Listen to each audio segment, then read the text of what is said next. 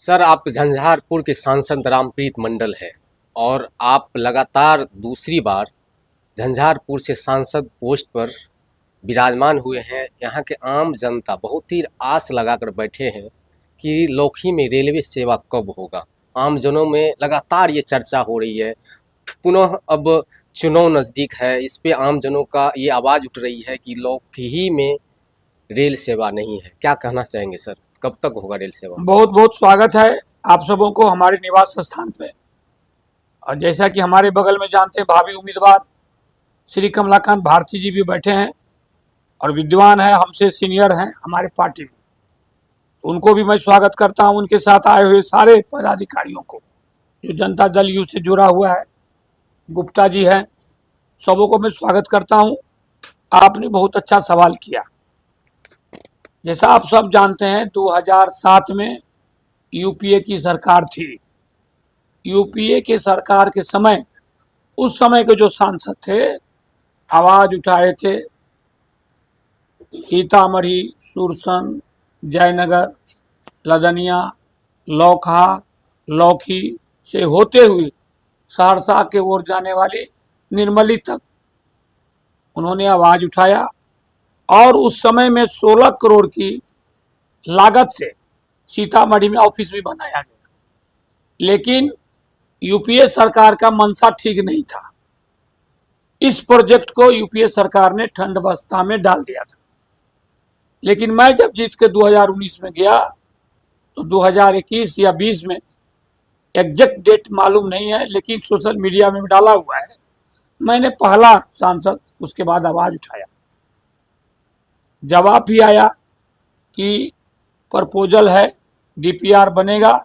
लेकिन हम लोग, जैसे कि आप जानते हैं, जो रेलवे लाइन बनेगी वो नेपाल के बॉर्डर से हमारा बिहार अवस्थित है और लगा हुआ है।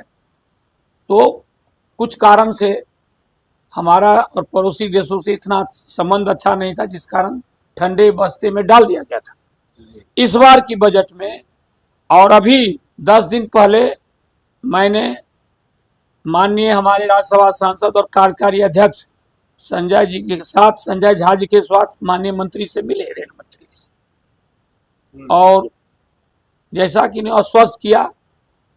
और आप लोग पेपर के माध्यम से, सोशल मीडिया के माध्यम से, टीवी चैनल के माध्यम से देखे होंगे, 2440 करोड़ रुपया ऑलरेडी अप्रूव हो गया है रेल मंत्रालय द्वारा। अब डीपीआर बनेगा, इसका सर्वे होगा। सर्वे होने के बाद ये एनडीए की सरकार ने योजना फाइनल बनाए हैं और मैं आशा करता हूं कि 2029 जो चुनाव आने वाला है, उस चुनाव से पहले ये काम शुरू हो जाए। और मैं बता दूं, ऑलरेडी गजट में आ गया है। लौकहा में वॉशिंग पिट बनने जा रहा है, वो भी अप्रूव्ड हो गया है। और बहुत सारे ट्रेनें, लौकहा से कम 3 ट्रेनें चलेगी, जो माननीय मंत्री जी ने हम लोग को आश्वस्त किया है। लेकिन वॉशिंग पिट बनने के बाद और डबल रेलवे ट्रैक बनने के बाद बहुत सारे काम हमारे एनडीए सरकार कर रही है। इस बीच में देखा गया था कि आपका दौरा नेपाल हुआ था, लेकिन नेपाल इंडिया बॉर्डर सोनपट्टी के पास अगर एक चेक पोस्ट होता, यहाँ पर कस्टम का अगर व्यवस्था होता तो आम जनों को बहुत ही सुविधा होता। ये भी अच्छा सवाल आपने किया है। मैंने 3 जगह के लिए, जो एलसी पॉइंट बोलते हैं कस्टम का, लेटर ऑफ क्रेडिट, जो इंटरनेशनल बॉर्डर पर अवस्थित होता है, लेटर ऑफ क्रेडिट के द्वारा बिजनेस होता है।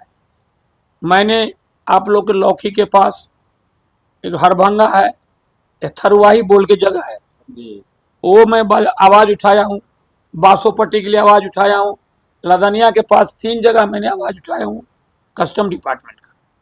तो उसमें क्या है, दोनों एक दूसरे देश का, दोनों देशों का तालमेल जब होगा, मिल बैठ करके बात करेंगे, तो वो भी चालू करने की कोशिश हम कर रहे हैं। लौकहा विधानसभा का लौकी ऐसा एक मार्केट है जहां पर जल जमाव का ज्यादा स्थिति बना रहता है। बार बार बारिश के समय हो चाहे वैसे भी हो, बारिश में बहुतों लोग परेशान रहता है, आम जनों को बहुत बड़ी परेशानी होता है। इसके लिए सर नाला निर्माण। देखिए पत्रकार बंधु, मैं बता दूं, इसमें हम सब दोषी हैं। सरकार पर दोषारोपण नहीं कीजिए, इसीलिए कि लोगों ने अपना अपना घर के आगे में मट्टी भर के ऊंचा कर दिया। जब हम लोग रोड बनाते हैं, बरसात के मौसम में रोड में पानी लग जाती है। अपना गलती कोई स्वीकार करता नहीं है। जब जनप्रतिनिधि जाते हैं, हम सब जाते हैं, लोग घेराव करते हैं, लेकिन हमने देखा कि रोड के अगल बगल ऊंचा करके पानी को बहाव रोक देते हैं, जिस कारण से रोड डैमेज हो जाता है।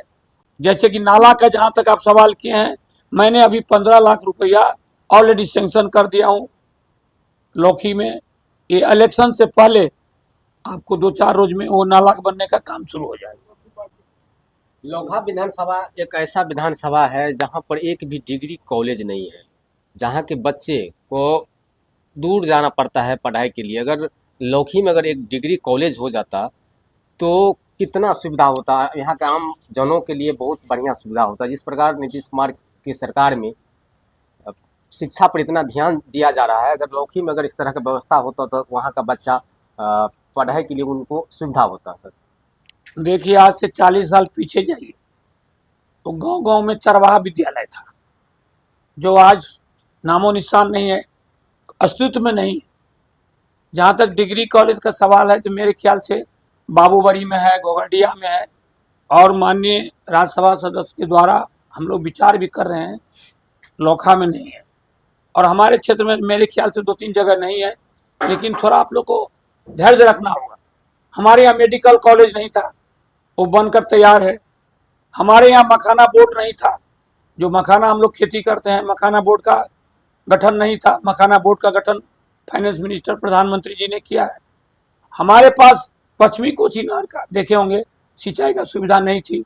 दोनों तरफ रोड बनने जा रहा है, 237 पुल पुलिया बनेगी, और हरियाणा के तर्ज पर लोग सिंचाई का दोनों तरफ रोड रहेगा, अपना 4 चकिया गाड़ी लेकर खेती करके अपने घर आएंगे। बहुत सारे काम हो रहा है, वो काम ही होगा। लोकहा विधानसभा कहीं न कहीं पीछे है विकास के मामले में। इस प्रकार नारी गोद सदन की अगर बात की जाए तो 100 एकड़ से ज़्यादा जमीन है, जैसी वैसे ही पड़ा हुआ है। अगर केंद्रीय विद्यालय जिस तरह मधुबनी झंझारपुर तरफ होता है, अगर यहाँ लोकहा तरफ होता तो कितना अच्छा था। सर मैं बता दूं, केंद्रीय विद्यालय भी अप्रूव्ड हो गया है। पूरे बिहार में 16 केंद्रीय विद्यालय की मंजूरी मिली है, उसमें हमारा झंझारपुर भी एक है। जगह मैं अभी एग्जैक्ट नहीं बता सकूंगा।